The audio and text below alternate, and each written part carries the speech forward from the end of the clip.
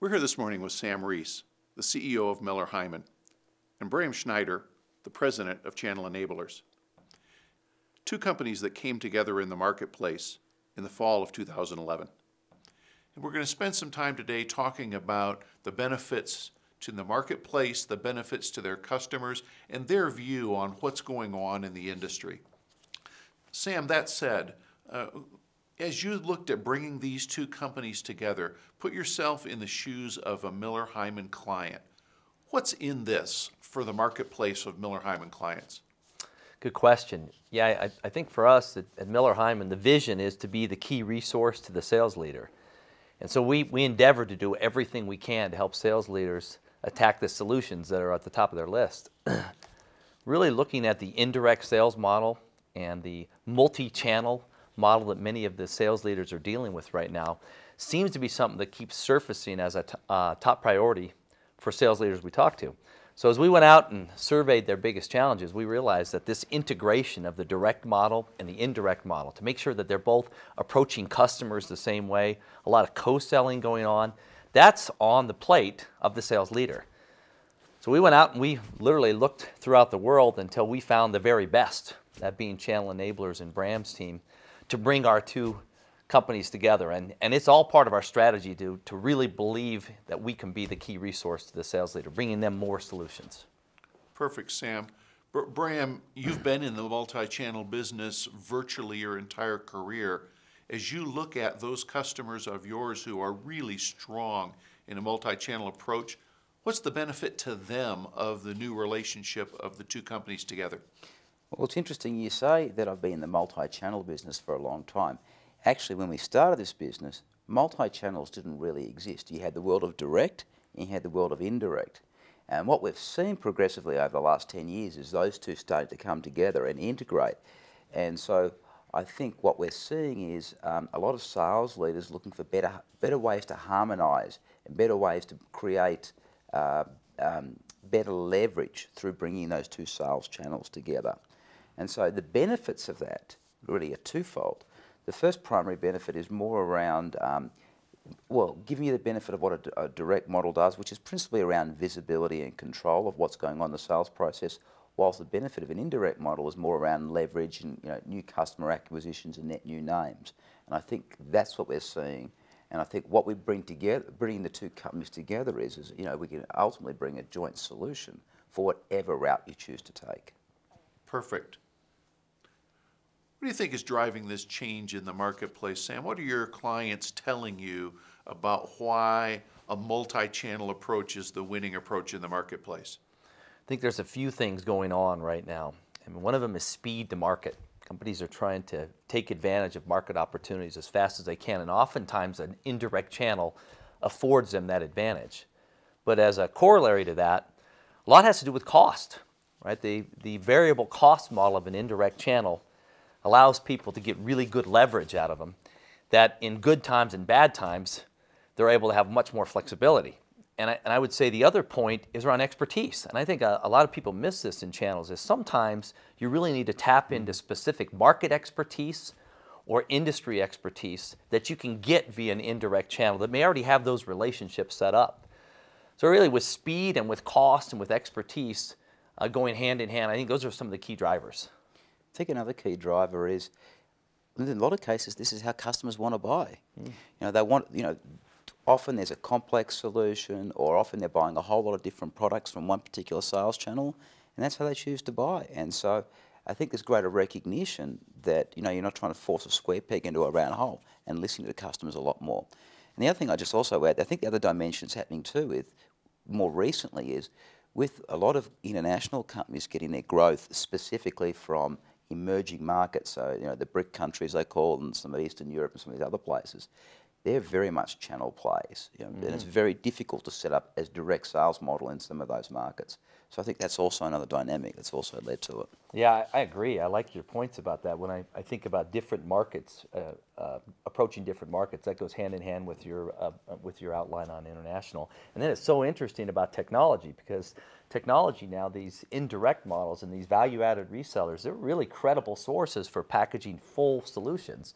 And oftentimes it gives customers a better overall solution than they would have just going directly with one specific vendor. Yeah, we hear this term trusted advisor very often. And not all channels are trusted advisors, but a lot are. Great point. So Sam, you talk to probably more worldwide heads of sales than anybody I know. What's the challenge sitting in that chair in this discussion right now to operationalize it and go make it happen? Great question. I think for most sales leaders, they don't have an understanding or an appreciation of the indirect model. They try and run it exactly like they run a direct model. They try and do it with command and control. And it's not a command and control business. It's, as Bram said, it's about leverage. And you don't get the command and control. You don't get necessarily the visibility. But the challenge is you want your customers, whether you're going to market through a direct or indirect, to have the same experience when they deal with your brand. That is the challenge, is getting that kind of consistency with the brand without trying to have a control model over the indirects. So I'll challenge you then, Sam, as the guy sitting in that chair in your own company.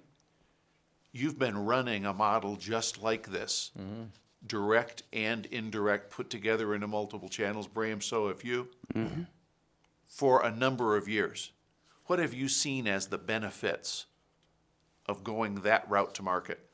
There's been some tremendous ones, although I wish I was a smart enough visionary that when I first put it together, I could have seen all the benefits. It took me a while to figure it out. A couple of years of a lot of trials and tribulations. But what I've seen is that I can attract these experts, former VPs of sales who really are the keys to my channel, who have sat in the same chair as the customers that they're dealing with. What they're able to do is they're able to actually fill in all the white space of the job. So they're dealing with a sales VP of a Fortune 1000 or FTSE 100 company, and they're able to talk about our products and solutions, but they're also able to have discussions around their entire job, things that maybe aren't solutions we're going to bring to the table, but things that need to be considered as you have a full-blown comprehensive discussion around their challenges. That's really different than what my competition can do. So I combine that with direct sales vice presidents that they themselves are seasoned experts, and I bring a pretty powerful model to the market, all connected by a common selling methodology, that we talk to customers the same way, we manage customers the same way. I think that's why ours has worked so well. Bram, how do you see that as being a benefit to the customer? Put yourself in the customer's shoes, the client of these two companies coming together. What's the benefit of the indirect model that you're used to running for your clients? Before I answer the question, Rich, let me preface it by saying, if you're the worldwide head of channels, one of the difficulties I think you face, Sam, is that you get a lot of noise because you've got two different camps. In one camp, you've got the direct guys who are very paranoid in some cases about how they work with the channel and say, hang on, we're doing all the heavy lifting here.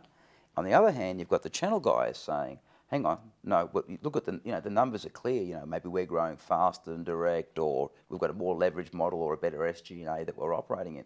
And so I think if you're a head of sales, right, you're getting a lot of this different clutter that's going on, and it's very difficult to be able to filter what's taking place. So I think the challenge is once they can filter it, the sorts of benefits, back to your specific question, that really come about is really about the ability to enter into new markets, being able to create more compelling customer solutions, customer propositions. It's about being able to particularly manage the white space. What we typically see in a lot of mid companies who target the mid-market, for example, is there might be a rep there that has 100 accounts in their list, but they'll cherry pick the only half dozen and really work the largest accounts. There's 94 accounts that are open for competitive attack, right, and take share. And so it's those types of benefits that really, when you bring an integrated multi-channel system together, you start to get. So, like I asked Sam, Bram, you know more global heads of channels than anybody on the planet. I've seen your contact list. I've worked with you to know how that works for you. What's the challenge on their plate today as purely the head of channels that having your partner sitting next to you can help you address for them? I think they've got a number of challenges. Probably the first one is being able to demonstrate the value of the channel. And and that's not an easy thing to be able to do because, as I said, you've got all this sort of clutter and information going on. So, and generally, the person who's the head of sales worldwide has not actually come from a channels background. So they don't really have, people do what people know. And so they don't necessarily have the empathy and understanding of it. So it's helping their boss and their company to understand the other functional aspects of that company, understand the benefits of an indirect sales model. I think that's probably the most significant challenge that they face. Other sorts of things that they talk about, sort of challenges, is how to attract the best partners, how to be able to fast track the enablement. I mean, that's the $1 million question. There's a silver bullet. We were just talking over breakfast earlier today, how long it takes to enable a partner. And people always underestimate the time it takes. So often that happens in our client base. They'll think, let's go to an indirect model or use an indirect model. The benefits will come about fairly quickly. It doesn't come about though. So they're the types of challenges that they often face. I think there's a couple of really good points you make too when you talk about the noise that's coming at sales leaders. Oftentimes that noise is focused on everything that's right in front of them rather than on what the market opportunities are. So the noise a sales leader will hear is, hey, this indirect partner is getting credit for a deal that we really know the decision maker on. Yeah. And they end up trying to arbitrate all that, complete waste of time, right? Instead of talking about what the environment is in terms of the market potential and making really quick, clear decisions when it comes to coverage. That kind of noise can sidetrack a sales leader and make them feel like, as you said, they do what they know, that they have to somehow go back and arbitrate and make decisions in favor of the direct model. That's when if you can't harmonize it, as Bram's always talking about, harmonize the channels, then you're really not going to be successful. You got to figure out how they can work together. And so if you think about it, so if you're a worldwide head of sales, you've probably got a head of EMEA, a head of Americas, a head of Asia, and you may have a head of channels worldwide. Usually it is. It's 3 to 1. Yep. And that does happen. Well, let's extend that conversation and step down from the big boy chair down to the channel professional and the direct sales professional, because the one thing I know about both of you, you have a passion and a drive for improving the profession of selling. What's going on today, Bram, as far as the attributes that you see that really make a professional in the channel industry, and what makes them successful? Rich, I think there are really 5 attributes that make a very successful channel manager. And these attributes are in addition to knowing your product, knowing your company, knowing your sales process, and all those sorts of different things that are a requirement in a company. And I think the 5 are, first of all, you manage a territory, so you need to know how to manage that territory. So what's the capacity you need? Where do you need to recruit? How do you need to enable? How do you manage the pipeline? And all the other sort of core aspects of managing a territory. The second part is that your core role is not to drive transactions. It's actually to be able to influence partners to invest in the areas they want to invest in and change them in ways they want to change, which are ultimately leading indicators for pipeline. The third area is how you plan with partners. Partners like predictability. They don't like change. And so when you plan with them, you've got to give them horizons of maybe even more than a year, but certainly a year, and then break it into sort of 90-day chunks. You've got to be able to have a business conversation with your partners. So what does that mean? You need to be able to discuss investment alternatives. Your investment versus that of competitors, or something that's not even a competitor. It could be an alternative of some other description. And finally, we often hear that we want our channel managers to be a virtual sales manager. What does that actually mean? I mean, I'm not really quite sure what it means, because it means lots of different things to lots of different people. But ultimately, it's about being able to provide that virtual leadership where channels themselves become more independent. A more independent channel, as opposed to a more dependent channel, is better for everybody. I think they're the 5 real key components to driving the profession. Great point. Bram, it's clear that your company's been a category leader in the channel space around the world. As you think about that and how you've played that out serving technology clients, how does this help, and how do you move to other industry sectors purely beyond technology? Well, that's a terrific question, Rich. And let me answer it in two ways. The first thing I like to say is that in our experience, the profession of channel management is the profession of channel management. And I don't think, Sam, it really differs whichever industry, whether it's going to be around influencing skills, how you plan, how you manage your territory, all of those things are relevant. Now, what you do need to have is you need to have the industry expertise, because in financial services you may have brokers. In high tech you'll have VARs. They are very different types of partners, but they're still partners, they're still entrepreneurs themselves, and they still want to work with you in a certain way.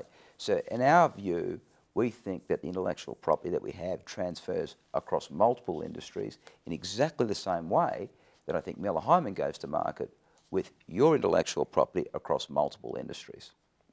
We agree. I think that's a big part of the growth proposition we have, is that we're going to get to different verticals. What's interesting about technology is I think they've been the leaders because they're so focused on speed to market. They got to get there fast, but they got a competitive edge. Other industries are starting to realize the advantages of speed and expertise as well, and I think that's going to be part of what the brand at Miller Heiman is going to be able to do to accelerate the channel enablers business, is be able to bring them into certain clients that we already have relationships with and transfer this channel expertise. Big opportunities for us both. Absolutely. In fact, let me just add one last thing. One of the things that really attracted us about Miller Heiman is actually, Sam, the spread of industries that you're across. Yes. Because, you know, we see that we've got a fantastic beachhead. We've almost got every major technology company in the world as a client. We want to move into other industries, and it's the fact that, Sam, you've got tremendous coverage in some of these other industries that was a real attraction for us. Sam, do you see similarities, differences? How do you view that job and that profession compared to the direct?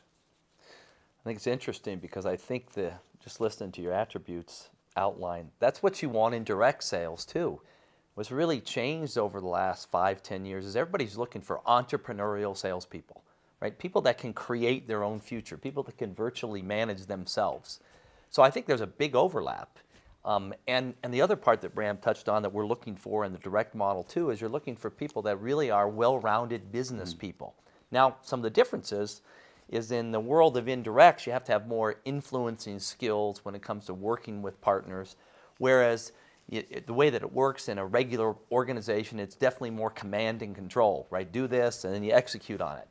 So I think that what we're all looking for is those salespeople that understand how to manage both of those, understand when they have to influence, understand when it's got to be command and control. But it's really a lot of overlap. I mean, when at the end of the day, everything's focused on the customer, right? If you really understand how to be a successful company, it all starts with the customer and how are you going to have dialogue with that client.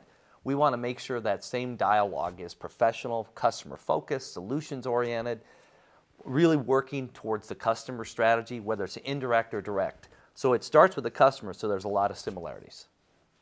Perfect. It starts with the customer. Let's end with the customer. Roll the clock forward however far you want, 12 months, 24 months.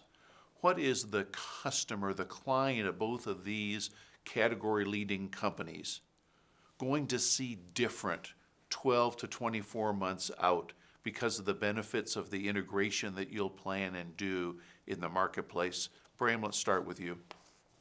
Well, I think aspirationally, you know, maybe it's 2 years from now, what we would love to be able to do is to be able to combine Miller Heiman's sales system with our Channel Pro methodology and our intellectual property around the 5 competencies and be able to present a true multi-channel integrated, you know, single sales system that regardless of whatever route you use, whether it be direct or indirect or a hybrid or any combination thereof, we can help build the skills, the competencies and the success of whatever that route may be.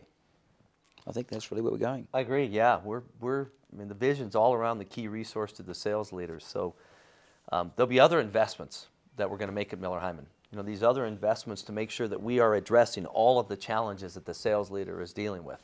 We think this is the most important one right now, the hottest one on their list, because they've really got to figure out ways to access customers through multi-channels. But we want to bring them this one source of information and continue to be that source that they rely upon.